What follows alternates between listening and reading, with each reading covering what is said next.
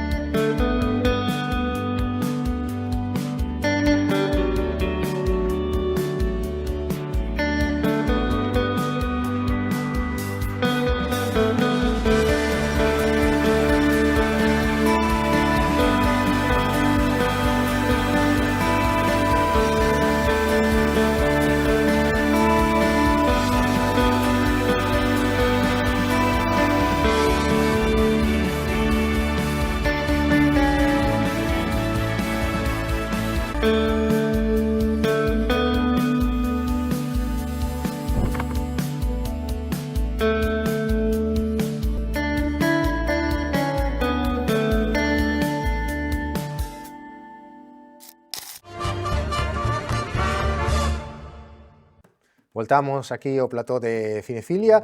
Hoxe temos o gran prazer de ter connosco o realizador, cineasta, director de fotografía, músico e tamén flamante presidente de CREA, Pablo Fontella. Que tal, Pablo? Hola, que tal, Simonio? O placer é meu de estar aquí contigo. Benvido a Cinefilia, é a segunda vez que... Sí, creo que a segunda. Algúna vez por aí me colliches con Creo que foi a primeira tempada incluso do programa. Ah, sí? Sí, Que maravilla. Canto tempo pasou xa. Sí.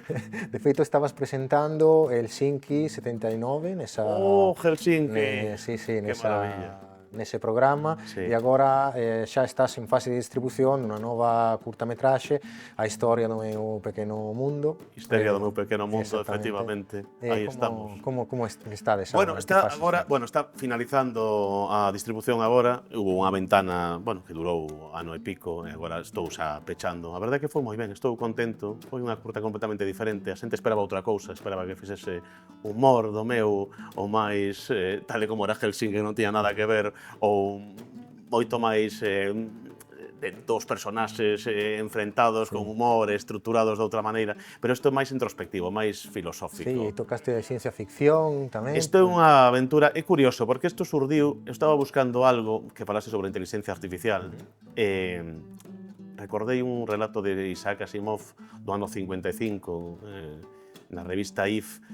no que falaba sobre a posibilidade de que a sociedade evolucionara tanto que ao final só se necesitaba un votante para poder facer a votación completa dunha sociedade e tal. Sí. E dixen eu, ostra, isto que curioso, porque no fondo era unha estratagema para ter o control político da xente. Un só votante era igual, era un robot que pode ser outra persoa que manexaba o robot.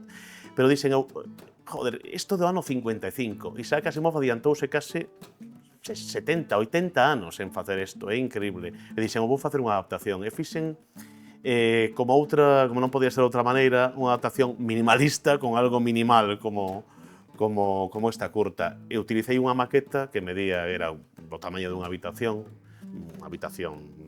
un salón que atopei dun rapaz da Coruña, un realizador tamén que ten este pequeño hobby. Senín, Alberto Senín, gracias por darme e poder ofrecerme esta maqueta, porque estaba volvéndome tolo, porque, xa che digo, era enorme, unha maqueta que, xa che digo, debe costar en torno a 25.000 euros con todas as figuriñas e todos os trens. Sabes que esas cousas son moi preciadas polos coleccionistas e teñen un montón de variedades. E todo moi... Sí, era, aparte da escala, era moi pequena, date conta que a metade dos bonecos que aparecían na curta era do tamaño dunha falanxe, é dicir, era unha cousa así, mínima. E utilizamos David Gonga, o director de foto, utilizou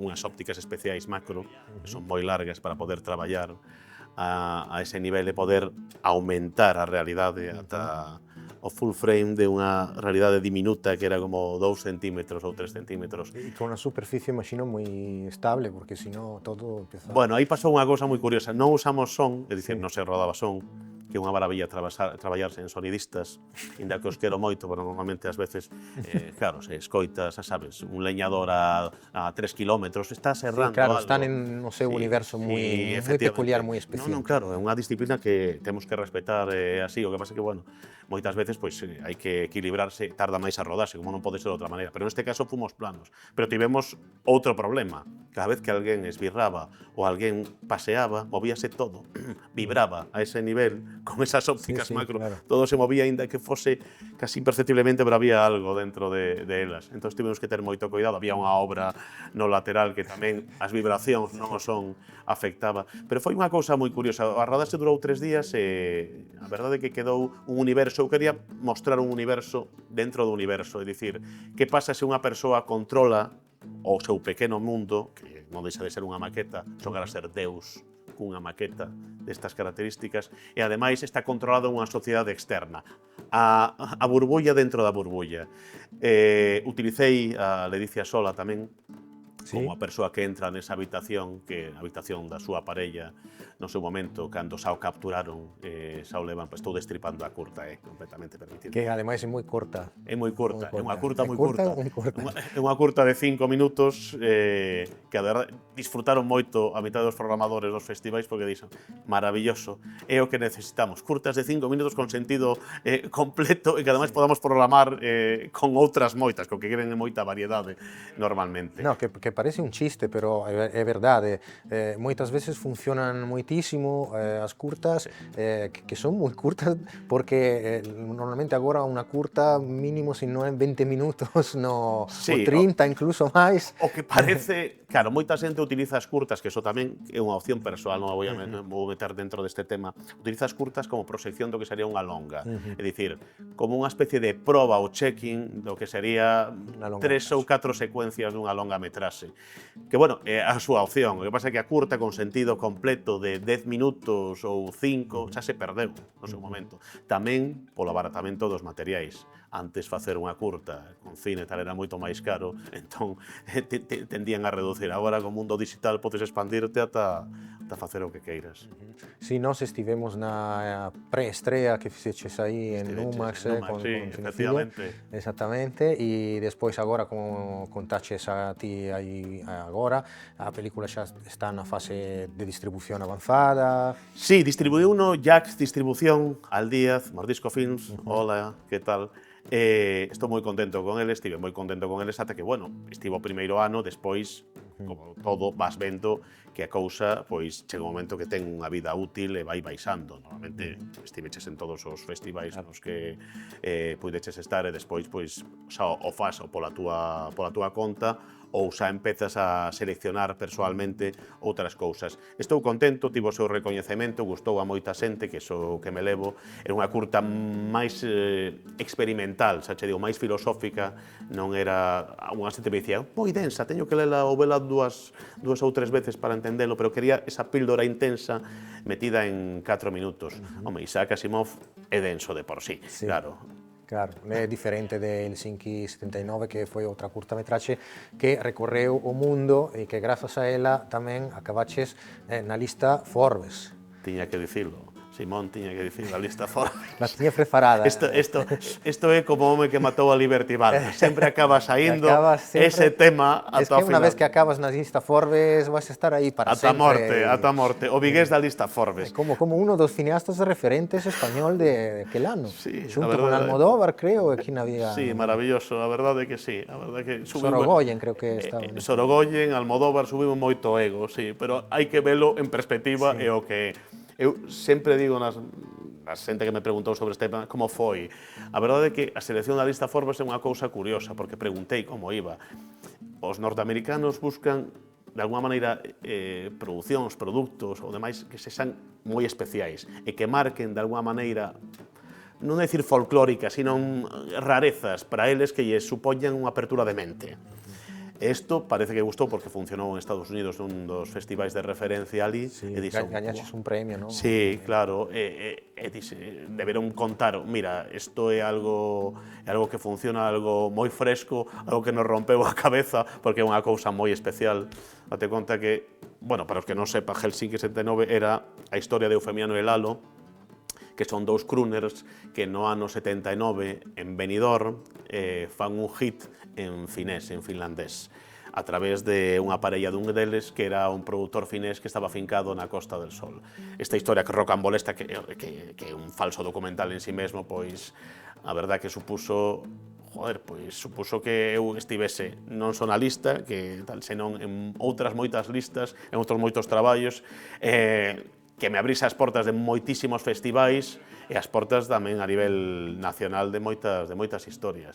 E sigues viaxando tamén polo mundo porque estás tamén de realizador e director de fotografía, de cámara en diferentes proxectos, tamén nuno que estabas agora, non? Estive nun programa que se chama Latitude Galega, estive nunha das unidades, fun con Alba Mancebo, un saúdo dende aquí a Alba tamén, que foi moi intenso, unha rodaxe de un mes e pico xira americana, estivemos en Nova York, Nova Jersey, Miami e México, todo seguido, xa te digo, moi intenso, porque normalmente as rodaxes de programas de viaxes suelen ser intensas, pero isto foi máis porque foi un mes e pico, porque se aproveitaron, xa que estábamos ali para poder facer todo o corrido e desplazarnos internamente polo país en Estados Unidos e despois de cara a México. A verdade é que, bueno, eu fun a realidade americana e a que xa sabemos como funciona, o que pasa é que Nova York é unha illa en si mesma, e Miami tamén, curiosamente, é unha illa en si mesma. É dicir, non estive nos puntos quentes como todo o mundo me comenta ata o de agora. De feito, bueno, Nova York agora gañou, eu fun antes susto das eleccións, gañou Mandani, que é unha oposición directa a Trump, por eso digo que é unha illa, curiosamente non sigue moito a vertente do país.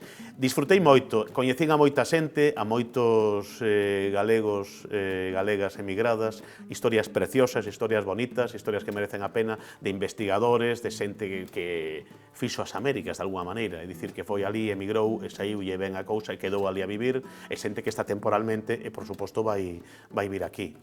Emprendedores, estudiantes, xa te digo, todo tipo de perfis para cubrir todo tipo de idades e situacións de galegos que están ali, en Estados Unidos e en México tamén. Sí, e acabas, bueno, agora, volvendo a Galicia, acabas de ser nomeado presidente da Asociación CREA, unha nova directiva. Que retos ten pensado asumir nesta nova xestión de CREA polo futuro próximo e polo futuro máis lonxe? Bueno, a verdade é que, bueno, sí, dende hai 3 meses nomearon a unha nova directiva, estou eu como presidente, a verdade é que, bueno, o feito de que te nomeen unha directiva en concreto, para algúns é unha bendición, que maravilla, recoñecemento e demais, a verdade é que moitísimo traballo, porque hai moito traballo detrás do asociacionismo que non está remunerado, moitas horas de sono quitadas, moitas reunións para poder artellar as nosas 3 actividades máis potentes, que son o Conecta Plus e o Conecta Lab. Este ano o Conecta Lab está dirixido por Fon Cortizo, o anterior expresidente, e ademais temos unha liña que vamos a implementar este ano tamén de formación, con 3 ou 4 formacións o ano, que esa é a novidade. Unha das novidades, 4 formacións o ano de CREA. Para membros e membras de CREA será un precio especial, e para o público exterior faremos un precio tamén axustado. E ademais, bueno, retos, o audiovisual está mudando, o audiovisual está cambiando, hai un montón de novas propostas a nivel política audiovisual, a nivel retos, e intentaremos estar á altura dos tempos. Unha das cousas que quería facer eu, por exemplo, era convertir primeiro a CREA nun sindicato, que é unha cousa non só estética, senón que nos permite xogar noutra liga de cousas e poder intentar cambiar cousas desde outro punto de vista. Xa a Asociación de Actores de Galicia é un sindicato, a Asociación de Guionistas tamén é un sindicato, por tanto, non é ninguna novidade, estamos nesas. E ademais, queríamos expandir tamén de cara a futuras edicións o Conecta Plus. Todavía o Conecta Plus está en modo expansión, pero queremos leválo incluso máis alá, incluso leválo a Asturias e a Portugal. Esta é unha novidade, unha primicia para Cinefilia. Para Cinefilia, pois encantados de recoller esa primicia. A verdade é que teño que reconocer tamén como socio de CREA que creceu muitísimo a asociación. Eu estou orgulloso tamén de formar parte desta asociación porque de verdade que se fan moitísimas cousas durante o longo do ano, non só relacionado co Conecta, o Conecta Lab, o Conecta Plus, etc. Pero tamén a veces obradoiros, charlas moi interesantes, reunións, as comidas tamén de CREA. Os premios CREA, por exemplo. Forman parte desta tamén da... Sí, costa moito sacar adiante, o que digo, calquer tipo de actividade, pero estamos loitando porque sexa así. Nos queremos que a xente que está en CREA, que son os socios e socias, poidan verse de alguna maneira representados con nosas actividades e representados con nosas actitudes de cara a defensa dos valores do audiovisual galego. E ti tamén traballaches na película de Ángel de la Cruz, o meu can, que se rodou aquí en Ourense, provincia. Que recordos tes desta rodaxe? Bueno, a verdade é que foi un verdadeiro placer que Ángel me deixase facer foto en branco e negro e que me dese moitísimo marxe para tocar todos os paus que eu quería. Foi unha rodaxe intensa, porque foi, a verdade, moi intensa en horarios, en xornadas e demais. Foi a veces un pouco guerrilla en según que aspectos, pero creo que o resultado foi máis que satisfactorio.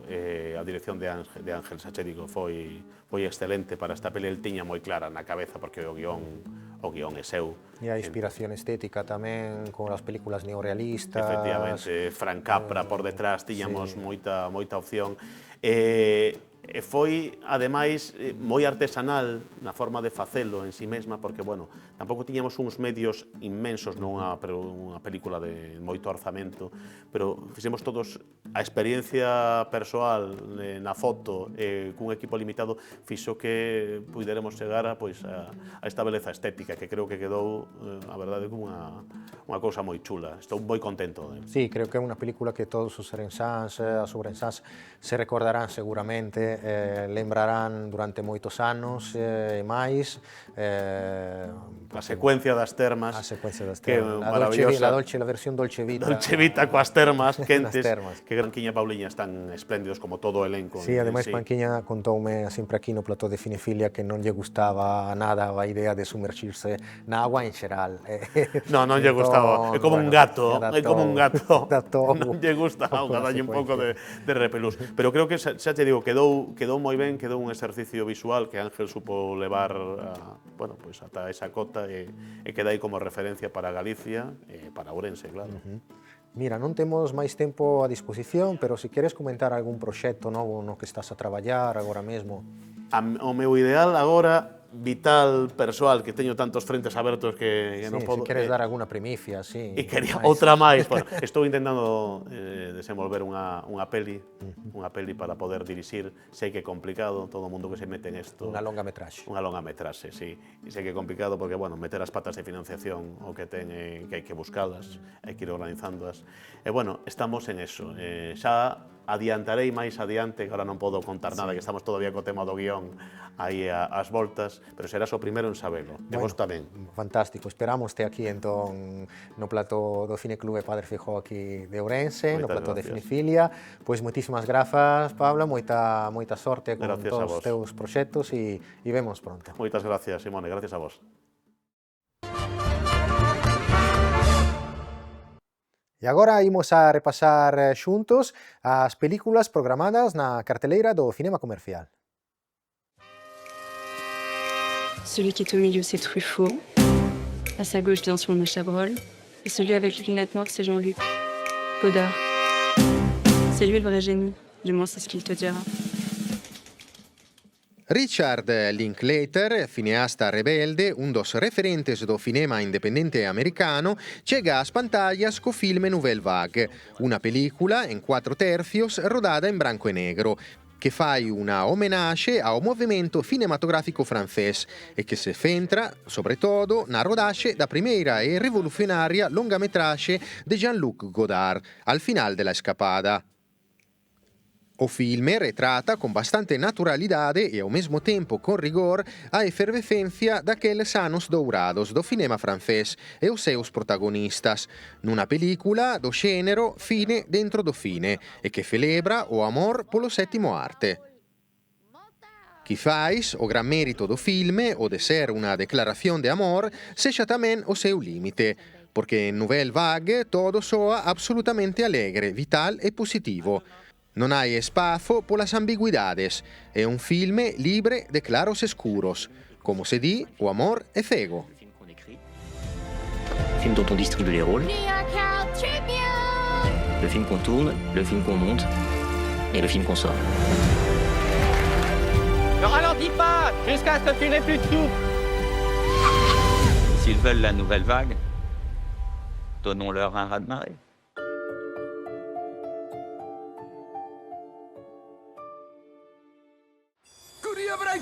Scatto, Gosotto, Torero Zogu. El mercado ya no es el mismo. Te ofrecen la mitad por hacer el doble. Pero te he conseguido un curro y está bien pagado. ¡Qué papelago! A cineasta giapponese Ikari estrea a sua seconda longametraje, Famiglia de Alquiler, un film ambientado na Tokyo actual e que se inspira nuna das 300 agencias do país que contratan actores para interpretar roles de familiares ou amigos, cubrindo as necesidades emocionais e a soidade do home contemporáneo. Famiglia de Alquiler é unha comedia agridoce que reflexiona sobre os límites da ficción e do compromiso emocional. E tamén unha ollada desde dentro sobre a sociedade xaponesa. E tamén unha ollada desde dentro sobre a sociedade xaponesa. E a través dos ollos do seu protagonista, un actor en horas baixas interpretado por Brendan Fraser. Famiglia de Alquiler é un filme para toda a familia. La historia que nos contamos se convierte en la verdad. Para sus padres, tú eres su marido. Esta gente te mira como si te hubiese estado esperando toda su vida.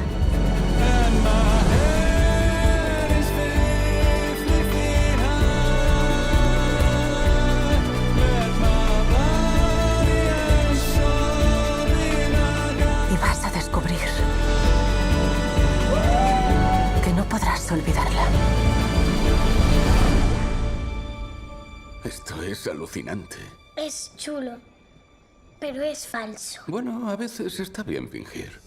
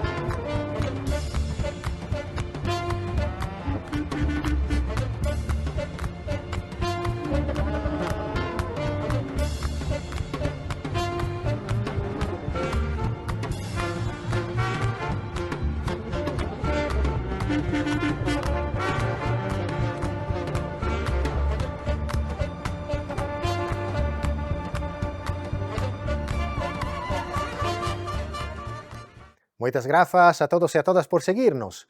Vémonos a semana que viene, aquí en Telemiño. Mientras tanto, como siempre, buone visioni!